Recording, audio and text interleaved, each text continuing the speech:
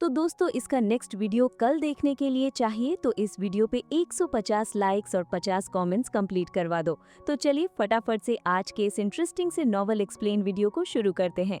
तो जैसा कि हमने सोल लैंड 2 नॉवल के पिछले एपिसोड में देखा था कि हुओ युआओ ने जूजी को एक प्रपोजल दिया था, जिसके मुताबिक हुओ युआओ अकेला बारी बारी से सन मून एम्पायर के 10 पावरफुल एक्सपर्ट्स से लाइफ एंड डेथ फाइट करेगा। लेकिन उसने अपनी स्पिरिचुअल टेक्निक का यूज करके जूजी से कहा था कि हम दोनों का कॉमन एनिमी है होली गोस्ट चर्च। तो अब आगे हुआ युआओ का असली टारगेट सन मून एम्पायर की आर्मी नहीं था। उसका सबसे बड़ा टारगेट था होली गोस्ट चर्च के खतरनाक इविल सोल मास्टर्स। आर्मी को पीछे हटाना सिर्फ उसके प्लान का एक हिस्सा था। जूजी तुरंत हुआ युआओ की बात समझ गई और हंसी के साथ बोली, हुआ युआओ, क्या तुम सच में इतने बेवकूफ हो कि अकेले हमारे 10 एक्सपर्ट्स को चैलेंज करोगे? अगर हम हार गए तो पूरी आर्मी पीछे हट जाएगी, लेकिन अगर तुम हारे तो सिर्फ तुम्हारी जान जाएगी। क्या तुम खुद को इतना पावरफुल समझने लगे हो? लेकिन हुआ युआओ बिल्कुल भी घबराया नहीं। उसे पता था कि होली गोस्ट चर्च के खराब इविल सोल मास्टर्स को बाहर निकालने के लिए सिर्फ आर्मी को थ्रेटन करना काफी नहीं होगा। उन लोगों को सिर्फ मौत, स्पिरिट्स और कल्टीवेशन में इंटरेस्ट था। इसलिए हुआ युआओ ने उनके लालच को ही अपना सबसे बड़ा वेपन बना लिया। हुआ युआओ शांत आवाज में बोला, मेरी जान के अलावा मेरे पास कुछ और भी है। जैसे ही उसने ये कहा, उसके पास एक जाइगेंटिक ब्लैक गेट खुल गया। अगले ही पल उस गेट के अंदर से एक टेरिफाइंग जाइंट बियर बाहर निकला। उस बीस्ट को देखते ही पूरा बैटलफील्ड सन रह गया। ये एक 50 मीटर से भी बड़ा जाइंट बियर था। उसके ग्रे फर से खतरनाक ऑरा निकल रहा था, जबकि उसकी ब्लड रेड आंखें जलती हुई आग की तरह चमक रही थीं। हर किसी को तुरंत महसूस हो गया कि ये कोई ऑर्डिनरी सोल बीस्ट नहीं था। उसके बाद हुआ युआओ ने अपना लेजेंडरी मॉर्निंग ड्यू डैगर निकाला। आइस ब्लू ब्लेड वाला ये डिवाइन वेपन हवा में उठते ही आसमान का टेम्परेचर गिरने लगा। बर्फ के टुकड़े आसमान से गिरने लगे और दूर खड़ा fire phoenix soul engineer legion भी उसकी फ्रीजिंग पावर को महसूस करने लगा। ये सिर्फ एक डैगर नहीं था, ये एक भगवान का डिवाइन वेपन था, जिसने पहले भी डी तियान जैसे टेरिफाइंग बीस्ट गॉड का अटैक रोक दिया था। अगले ही पल morning dew dagger blue light बनकर fire phoenix soul engineer legion के कनेक्टेड डिफेंसिव बैरियर की तरफ शूट हुआ। सोल इंजीनियर्स ने तुरंत अपनी मैक्सिमम डिफेंसिव टेक्निक एक्टिवेट कर दी। लेकिन जो अगला सीन हुआ उसने सबको शॉक कर दिया। फायर बैरियर की रेड फ्लेम्स एक पल में बुझ सी गईं। पूरा बैरियर डार्क ब्लू आइस में बदल गया और जोर का एक्सप्लोजन हुआ। बैरियर के ऊपर एक गहरा कट नजर आया। सिर्फ एक हल्का सा अटैक उस beast Lord rank defensive barrier को तोड़ने के बिल्कुल करीब ले आया था। सबसे डरावनी बात ये थी कि डैगर ने सिर्फ बैरियर को नहीं काटा था, बल्कि उसकी फ्रीजिंग डिवाइन पावर सीधा अंदर तक घुस गई थी। फायर फीनिक्स सोल इंजीनियर्स की बॉडी से निकलती फायर एनर्जी भी कमजोर पड़ गई। किसी को यकीन नहीं हो रहा था कि एक छोटा सा डिवाइन वेपन इतनी टेरिफाइंग पावर दिखा सकता है। डैगर वापस हाथ में लेकर हुओ युआओ ने होली गोस्ट चर्च की तरफ देखकर कहा, जिन लोगों का स्पेक्ट्रल क्रीचर्स और स्पिरिट से संबंध है, उन्हें अच्छी तरह पता होगा कि ये बीस्ट क्या है। लीडर जोंगली वू, तुम चुप कर देखना बंद करो, बाहर आ जाओ। उसकी बात खत्म होते ही आसमान में एक पर्पल ब्लैक लाइट चमकी और होली गोस्ट चर्च का लीडर जोंगली वू सामने आ गया। लेकिन हैरानी की बात ये थी कि उसने हुओ युआओ की तरफ एक बार भी नहीं देखा। उसकी पूरी नज़र सिर्फ उस जाइंट स्पेक्ट्रल बियर पर टिकी हुई थी। उसकी आंखों में लालच साफ दिख रहा था।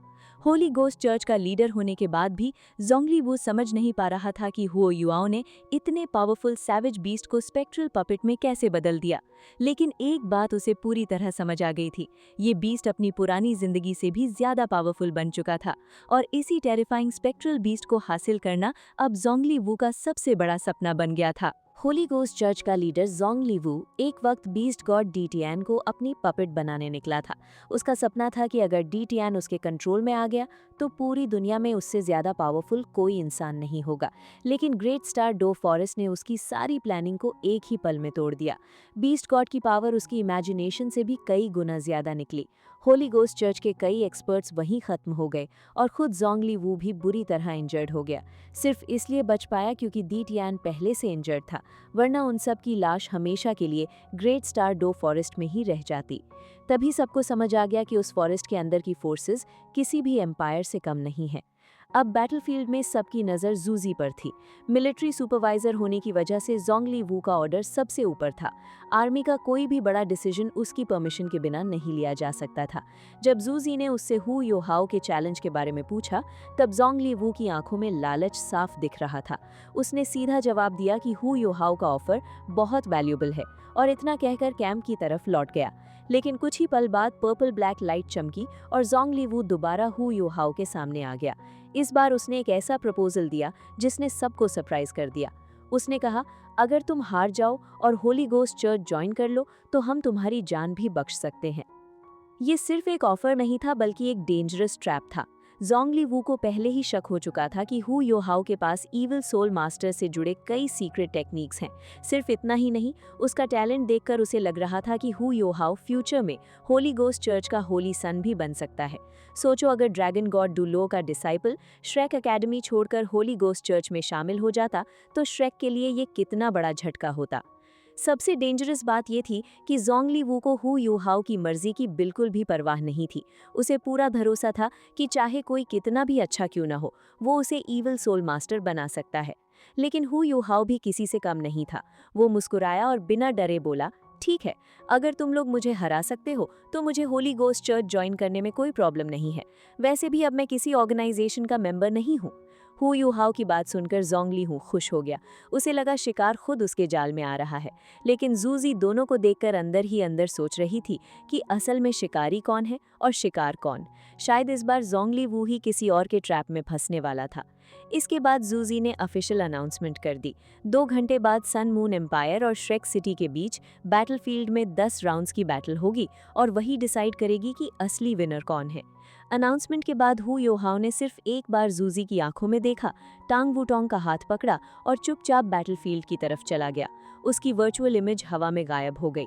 अरबई और मॉर्निंग ड्यू डैगर भी लाइट में बदलकर सबकी नजरों से गायब हो गए। बैटलफील्ड दोनों कैंप्स के बीच लगभग 22 किलोमीटर दूर था। ये जगह दोनों साइड्स के लिए इक्वली सेफ थी और इसी वजह से फाइनल बैटल के लिए चूज की गई थी। वहां पहुंचते ही हु युहाओ जमीन पर बैठ गया और मेडिटेशन में चला गया। उसके पीछे टांग वुटोंग बिना एक शब्द बोले उसकी रक्षा करती हुई खड़ी रही। उधर सन मून एम्पायर के कैंप में इमरजेंसी मीटिंग शुरू हो चुकी थी। आर्मी के हर कमांडर और सोल्जर ने आसमान में हुआ पूरा सीन देखा था, इसलिए किसी एक्सप्लेनेशन की जरूरत ही नहीं पड़ी। जूजी ने सबके सामने 2 सवाल रखे। पहला, हु युहाओ के खिलाफ बैटल में एम्पायर को रिप्रेजेंट करने वाले 10 एक्सपर्ट्स कौन होंगे, और दूसरा, अगर हु युहाओ हार गया तो उसके दिए हुए ट्रेजर्स और रिवॉर्ड्स किसके पास जाएंगे। ये सवाल सुनते ही टेंट का माहौल बदल गया। जोंगली वू चुपचाप बैठा सबकी बातें सुन रहा था और उसके चेहरे से समझना मुश्किल था कि उसके दिमाग में क्या चल रहा है।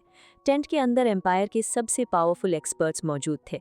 Class 9 soul engineers, imperial consecration hall के टॉप एक्सपर्ट्स और होली गोस्ट चर्च के डेंजरस इविल सोल मास्टर्स एक ही जगह बैठे थे। तभी एक क्लास 9 सोल इंजीनियर खड़ा हुआ और बोला कि अगर रिवॉर्ड जीता जाएगा तो नेचुरली वो एम्पायर का होगा। मैं एम्पायर के लिए लड़ने और उस एरोगेंट लड़के को खत्म करने के लिए तैयार हूँ।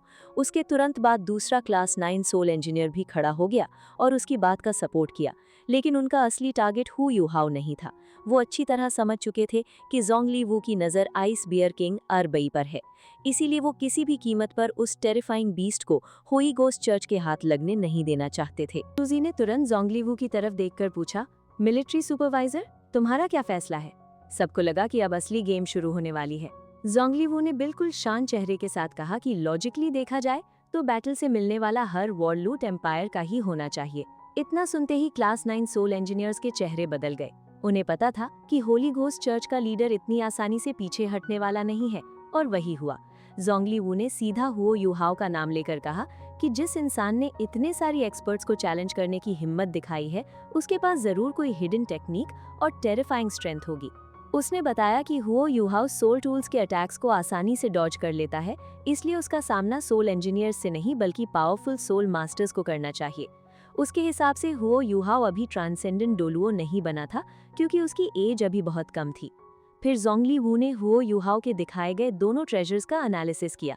उसने कहा कि छोटा डैगर एक आइस टाइप गॉड वेपन है जिसकी डिवाइन पावर सब देख चुके हैं और उसका एम्पायर के पास रहना ही सही होगा। लेकिन दूसरी चीज एक स्पेक्ट्रल क्रीचर है जिसे सिर्फ होली गोस्ट चर्च कंट्रोल कर सकती है। उसका मानना था कि उस भयानक क्रीचर की पावर का सही इस्तेमाल सिर्फ उनके इविल सोल मास्टर्स ही कर सकते हैं। ये बात सुनते ही एल्डर स्यूट तुरंत आगे बढ़ा और ठंडी आवाज में बोला, क्या इसका मतलब है कि मिलिट्री सुपरवाइजर खुद बैटल लूट अपने पास रखना चाहते हैं?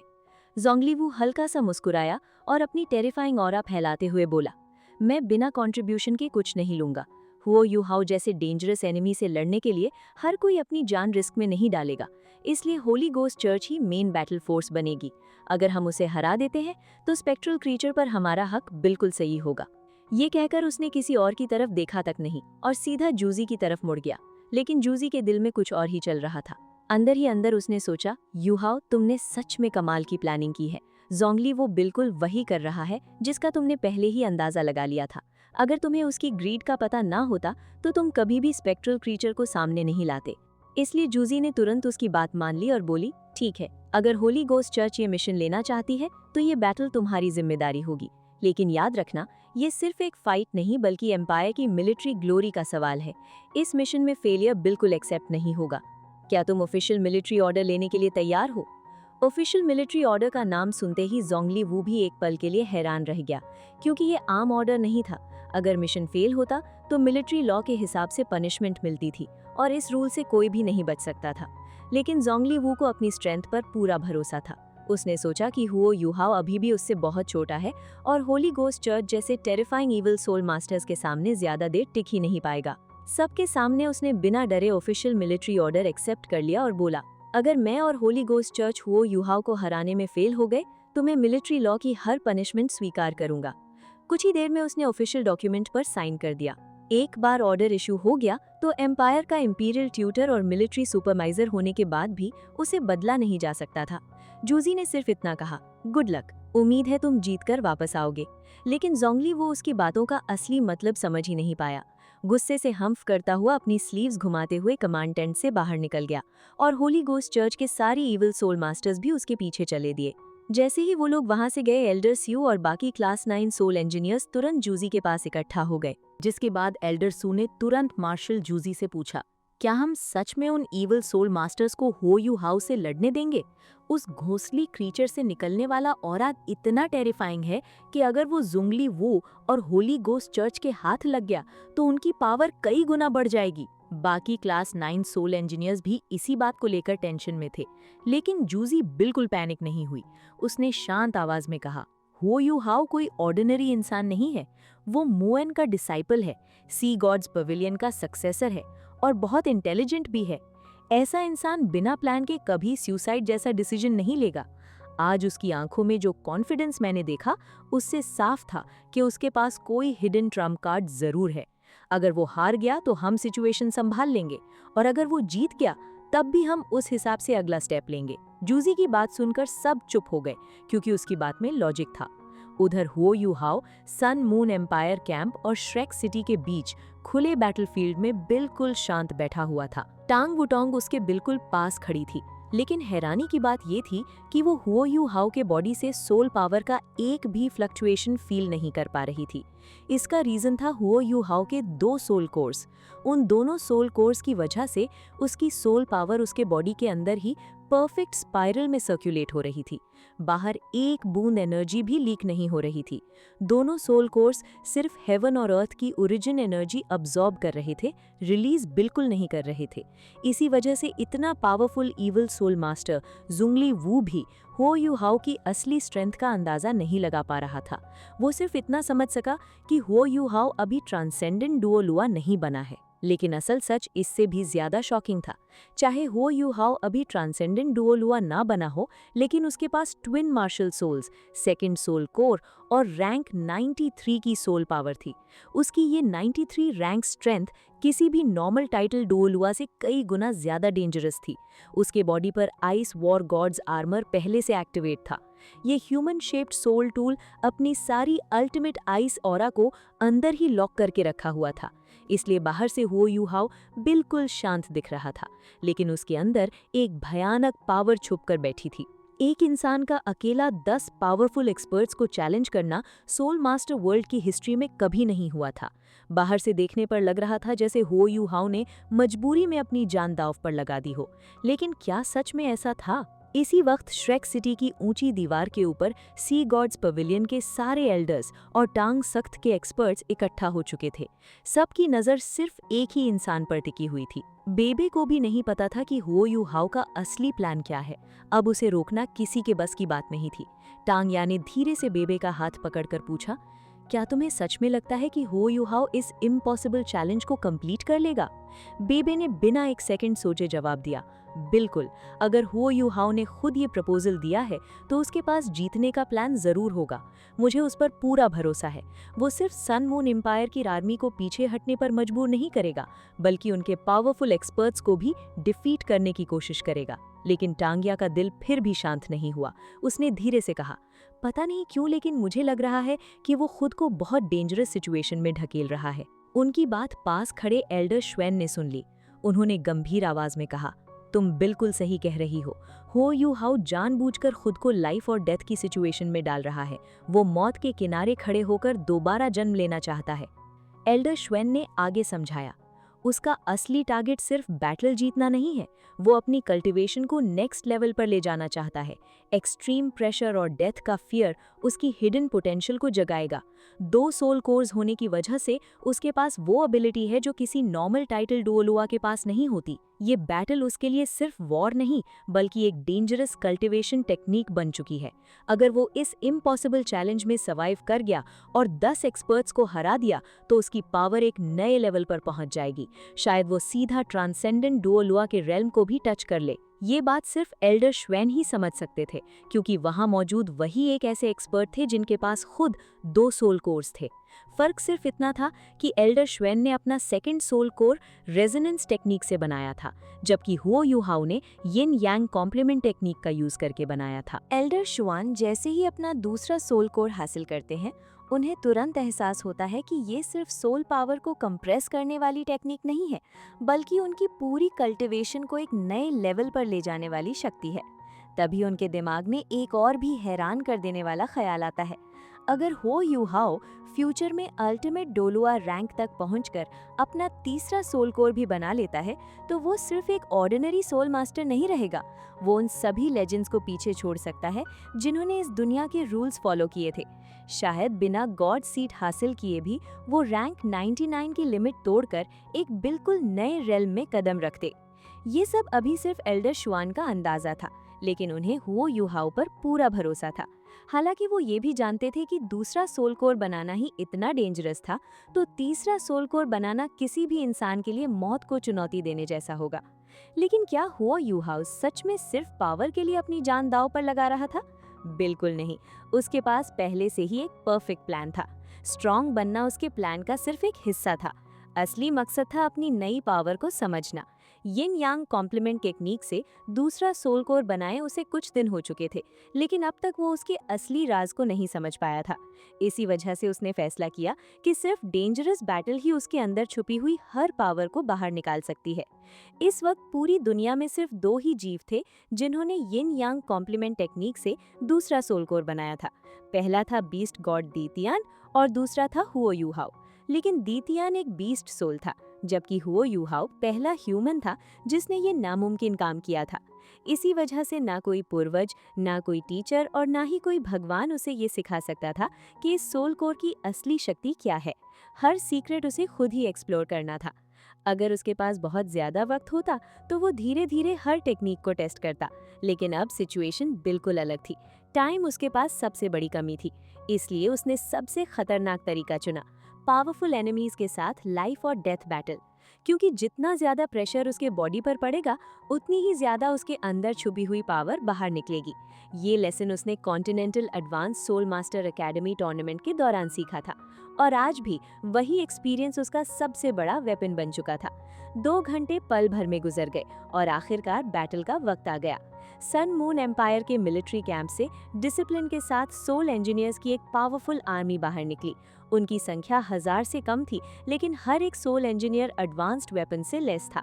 सबने अपने कनेक्टेड डिफेंसिव बैरियर एक्टिवेट कर लिए और धीरे धीरे हो यू हाउ की तरफ बढ़ने लगे, जो लगभग 22 किलोमीटर दूर खड़ा था।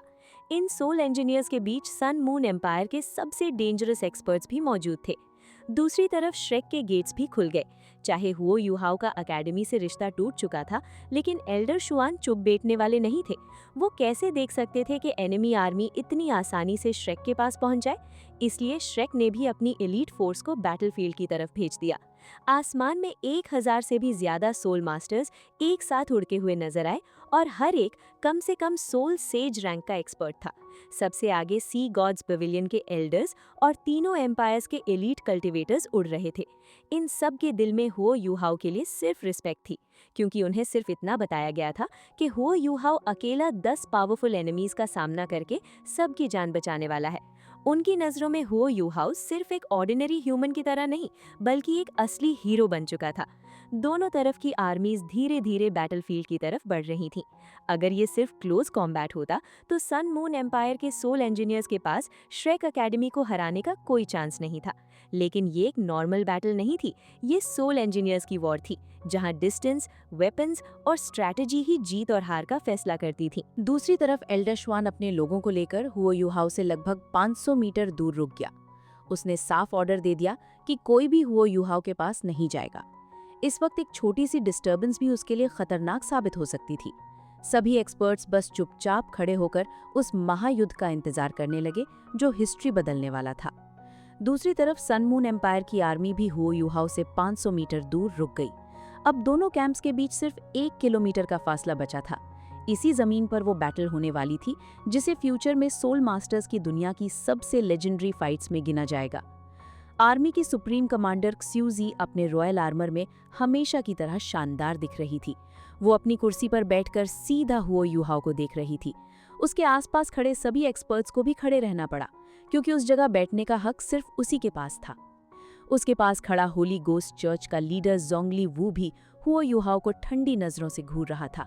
उसकी बॉडी से निकलने वाला डार्क ऑरा हर सेकंड और भी डेंजरस होता जा रहा था। हालांकि हुओ युहाओ अभी भी मेडिटेशन में था, लेकिन उसने अपने आसपास होने वाली हर मूवमेंट को महसूस कर लिया था। फिर भी उसने अपना ध्यान बिल्कुल नहीं तोड़ा। तभी जोंगली वू की भारी आवाज पूरे बैटलफील्ड में गूंज उठी। हुओ युहाओ, 10 बैटल्स शुरू होने दो। जैसे ही ये शब्द उसके कानों में पड़े, हुओ युहाओ ने धीरे से अपनी आंखें खोल दी। और उसी पल जोंगली वू का दिल एक पल के लिए रुक सा गया। उसने हुओ युहाओ की आंखों में 2 अलग-अलग दुनिया देखी। एक आंख चमकते हुए गोल्डन सूरज की तरह थी, जिसमें एंडलेस डेप्थ छुपी हुई थी, जबकि दूसरी आंख गहरे ब्लू समंदर की तरह शांत और बेपनाह लग रही थी। ये सीन सिर्फ कुछ पल के लिए रहा, फिर दोनों आंखें नॉर्मल हो गईं। लेकिन बिना ऑरा रिलीज किए सिर्फ एक नज़र ही सन मून एम्पायर के सभी एक्सपर्ट्स को अलर्ट करने के लिए काफ़ी थी। सबको अब समझ आ गया था कि सिर्फ हिम्मत के दम पर कोई एक साथ 10 एक्सपर्ट्स को चैलेंज नहीं करता। यहाँ सिर्फ लाइफ और डेथ का गेम था, और हुओ युहाओ के सामने आने वाले थी सन मून एम्पायर के सबसे डेंजरस सोल मास्टर्स और सोल इंजीनियर्स। चाहे डेथ गॉड दोलुओ और ड्रैगन एम्परर दोलुओ यहाँ मौजूद ना हो, फिर भी एनिमी साइड की ओवरऑल स्ट्रेंथ इतनी टेरिफाइंग थी कि श्रेक एकेडमी के एक्सपर्ट्स भी पूरी तरह सीरियस हो चुके थे। तब हुओ युहाओ धीरे से हवा में उठकर खड़ा हो गया। उसने मुड़कर टांग वू टोंग की तरफ देखा। टांग वू टोंग उसके पास आई। उसकी आंखों में गहरा प्यार और चिंता साफ दिख रही थी। उसने हुओ युहाओ को गले लगाया और उसके कान में धीरे से कुछ कहा। फिर वो पीछे लौट गई, लेकिन बाकी लोगों के साथ नहीं खड़ी हुई। वो बैटलफील्ड के बिल्कुल करीब खड़ी होकर सिर्फ हुओ युहाओ को देखने लगी। हुओ युहाओ ने फिर जोंगली वू और उसके बाद क्स्यूजी की तरफ देखा। उसके चेहरे पर जरा भी डर नहीं था। उसने शांत आवाज में कहा, चलो पहले अपोनेंट को भेजो। ये शब्द सुनते ही क्स्यूजी पुरानी यादों में खो गई। उसे वो दिन याद आ गया जब sun moon imperial soul engineering academy में इसी हुओ युहाओ ने अकेला ही एकेडमी के स्ट्रॉन्गेस्ट स्टूडेंट्स को चैलेंज कर दिया था। उस वक्त भी उसने कभी पीछे मुड़कर नहीं देखा था, और आज 10 साल बाद वही लड़का दुनिया के स्ट्रॉन्गेस्ट सोल मास्टर्स में से एक बन चुका था। अगर आज वो जीत गया तो फ्यूचर में सन मून एम्पायर के लिए सबसे बड़ा खतरा बनेगा, और अगर आज यहीं मर भी गया तो भी तीनों एम्पायर्स के लिए एक अमर हीरो के नाम से याद किया जाएगा। क्स्यूजी के दिल में अनेक इमोशंस चल रहे थे, इसलिए उसने पूरी बैटल की कमांड जोंगली वू को दे दी। जोंगली वू ने बिना वक्त बर्बाद किए अपना हाथ हिलाया। अगले ही पल उसके पीछे से एक काली शैडो तेज रफ्तार से हुओ युहाओ की तरफ बढ़ने लगी। वो आदमी पूरी तरह ब्लैक रोब में छुपा हुआ था, किसी को उसका चेहरा तक नहीं दिखाई दे रहा था। दूर से देखने पर ऐसा लग रहा था जैसे ब्लैक स्मोक का एक बड़ा क्लाउड हवा में तैरता हुआ आ रहा हो। जैसे जैसे वो आगे बढ़ रहा था, उसका डार्क ऑरा भी एक्सप्लोजन की तरह फैलता जा रहा था। उसके सर के ऊपर ब्लैक क्लाउड्स जमा होने लगे और धीरे धीरे पूरा आसमान अंधेरे से भर गया। ऐसा लग रहा था जैसे सूरज की रोशनी भी उसके डार्क पावर के सामने हार मान रही हो। ये था वू युन, होली गोस्ट चर्च के हॉल ऑफ कॉन्सेक्रेशन का एक सबसे डेंजरस एक्सपर्ट। हालांकि वो जन्म से ईविल सोल मास्टर नहीं था, उसका डार्क टाइप मार्शल आउल देखकर दुनिया ने बिना सच जाने उसे शैतान समझ लिया और उसका शिकार करना शुरू कर दिया। आखिरकार जब उसने बदला लिया और अपने दुश्मनों को खत्म किया, तब उसने होली गोस्ट चर्च ज्वाइन कर ली। सालों डार्क टेक्निक की कल्टीवेशन करने के बाद आज वो सच में एक असली ईविल सोल मास्टर बन चुका था और अब उसका पहला टारगेट था हुओ यू हाओ। अब सीन एक ऐसे ईविल सोल मास्टर पर फोकस करती है जो जोंगली वू के साथ बीस्ट गॉड डीटियान का शिकार करने गया था। जब बाकी ईविल सोल मास्टर्स या तो मारे गए या बुरी तरह इंजर्ड हो गए, तब सिर्फ वही एक ऐसा इंसान था जो बिना किसी नुकसान के वापस लौट आया।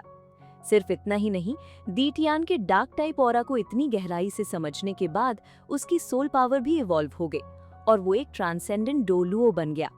सालों से जो रुकावट उसके कल्टीवेशन को रोक रही थी, वो एक ही मिशन में टूट गई। और अब हुओ यू हाओ की पहली असली टक्कर होने वाली थी एक ऐसे ईविल सोल मास्टर से जो सिर्फ ट्रांसेंडेंट डोलुओ ही नहीं बल्कि डार्क टाइप टेक्निक्स का भी महान मास्टर था। जैसे ही बैटल शुरू हुई, पूरा आसमान काले बादलों से भर गया।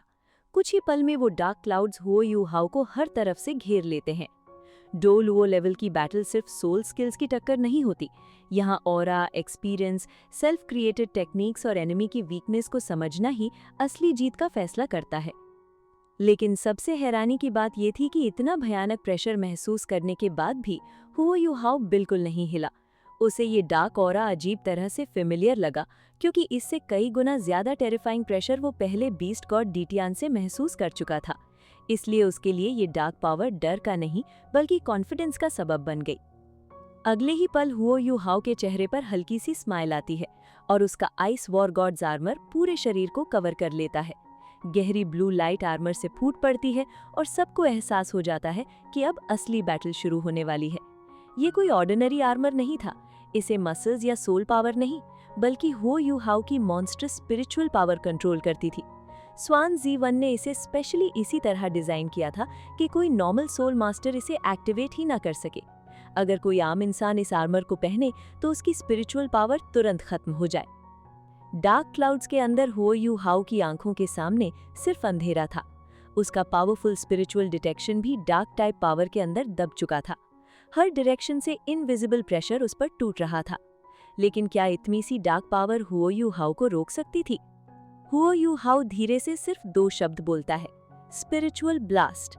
उसकी आवाज ज्यादा तेज नहीं थी, लेकिन अरीना में मौजूद हर स्पेक्टेटर ने उसे साफ सुना। अगले ही सेकंड सबको लगा जैसे उनकी अपनी स्पिरिचुअल पावर भी हिल गई हो।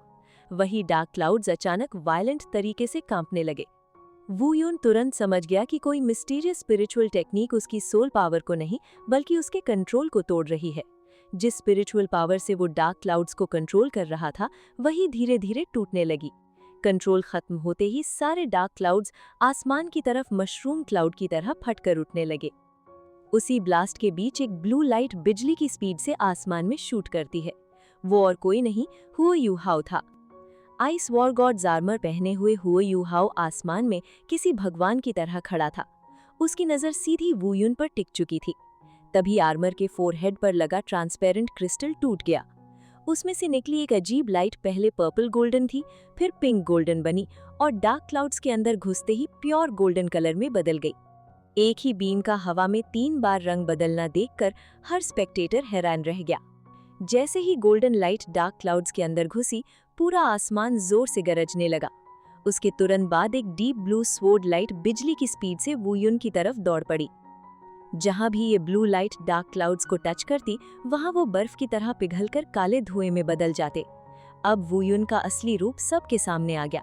वो घबराहट में पीछे हट रहा था। उसकी पीठ से डार्क क्रो के बड़े विंग्स निकल आए थे।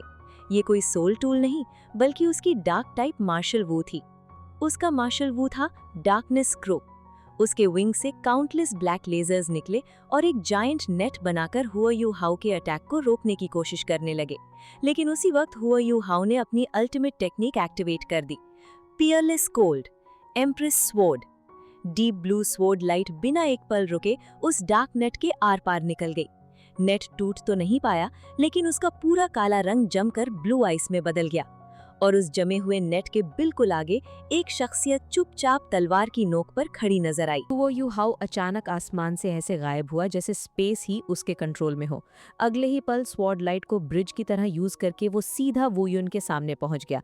वू युन का पूरा बॉडी कंट्रोल हिल चुका था, क्योंकि आई ऑफ डेस्टिनी की टेरिफाइंग स्पिरिचुअल शॉक टेक्निक उसके माइंड को बुरी तरह डिस्टर्ब कर चुकी थी। फिर भी वो कोई ऑर्डिनरी एनिमी नहीं था। उसके 2 येलो, 2 पर्पल और 5 ब्लैक सोल रिंग्स उसकी ट्रांसेंडेंट डुओलो लेवल की पावर का सबूत थे। तुरंत उसने अपनी 6 सोल स्किल डार्कनिंग एक्टिवेट कर दी। इस टेक्निक की वजह से उसका बॉडी इल्यूजन जैसा बन गया और फिजिकल और सोल पावर अटैक्स का लगभग 70% इफेक्ट खत्म हो सकता था। लेकिन इस डिफेंस के बदले उसके पास अटैक करने का मौका नहीं था। उसे सिर्फ 5 सेकंड चाहिए थे ताकि वो अपना माइंड वापस स्टेबल कर सके। लेकिन हुओ यू हाउ ने अटैक करने की जल्दी नहीं दिखाई। उसने सिर्फ एक शब्द बोला, डेटोनेट। अगले ही पल उसके फोरहेड पर मौजूद आई ऑफ डेस्टिनी चमक उठी और स्पिरिचुअल शॉक का असली ब्लास्ट एक्टिवेट हो गया। वो युन का पूरा बॉडी जोर से कांप उठा। जो डार्कनिंग टेक्निक अभी एक्टिवेट हुई थी वो भी टूट गई और उसके बॉडी से एक काली सोल स्पिरिट अलग होकर बाहर निकल आई। ये सीन देखकर इविल सोल मास्टर लीडर जोंगली वू तक शॉक में आ गया। उसने तुरंत समझ लिया कि हुओ यू हाउ ने पहले ही स्पिरिचुअल शॉक को बॉडी के अंदर छुपा दिया था और सही वक्त का इंतजार कर रहा था। जब वो युन सबसे कमजोर हुआ तब उसने उस हिडन अटैक को डेटोनेट कर दिया। वो युन का बॉडी पीछे उड़ गया और उसकी मार्शल सोल की सारी पावर एक पल में बिखर गई। काली सोल स्पिरिट दोबारा बॉडी में लौटने की पूरी कोशिश कर रही थी, लेकिन हुओ यू हाउ उसे चांस देने वाला नहीं था। वो फिर से गायब हुआ और ब्लिंक करते ही वू युन और उसकी सोल स्पिरिट के बीच आ खड़ा हुआ। उसने अपना एक हाथ पीछे और दूसरा आगे फेंका। तुरंत सोल स्पिरिट के ऊपर एक मिस्टीरियस वॉर्टेक्स बन गया और उसकी मूवमेंट वहीं फ्रीज हो गई। अगले ही सेकंड हुओ यू हाउ ने वू युन के बॉडी पर एक अटैक किया। अटैक देखने में सिंपल था, लेकिन उसका असली टारगेट बॉडी नहीं बल्कि टाइमिंग थी। वो युन का बॉडी लगभग 50 मीटर दूर जा गिरा। अब हो यू हाउ ने सीधा उस सोल स्पिरिट को देखा। उसकी आंखों में पिंक और गोल्डन लाइट चमकी और एक और स्पिरिचुअल शॉक रिलीज हुआ। इस बार अटैक सीधा सोल पर लगा। एक जोर का ब्लास्ट हुआ और वो युन की सोल स्पिरिट हजारों लाइट पार्टिकल्स में टूट गई। हो यू हाउ ने उन पार्टिकल्स को बॉडी में लौटने दिया, क्योंकि वो जानता था कि इतना डैमेज खाने के बाद सोल कभी पहले जैसी नहीं रहेगी।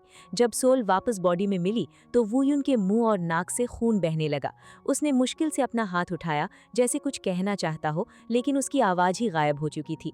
तभी उसके पीछे ब्लू और गोल्डन कलर का एक मिस्टीरियस वॉर्टेक्स खुल गया।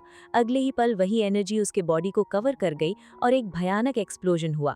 वू युन का पूरा बॉडी पाउडर बनकर हवा में बिखर गया।